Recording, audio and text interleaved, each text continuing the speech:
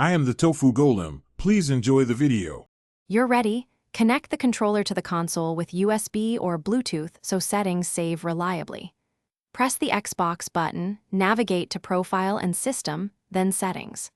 Once in Settings, open Devices and Connections and choose Accessories. This puts you directly into the controller profile.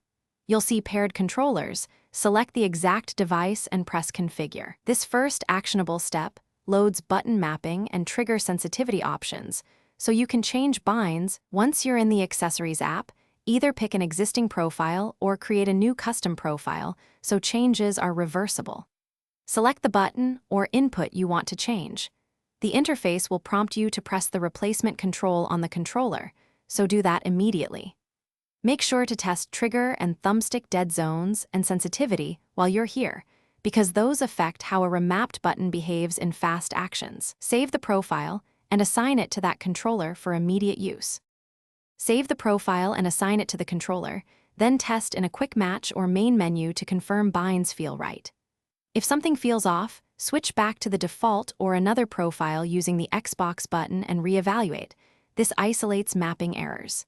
If a bind won't register, restart the controller and repair it, then reload the profile. This clears transient Bluetooth or firmware glitches. If problems persist, recreate the profile from scratch to rule out a corrupted configuration.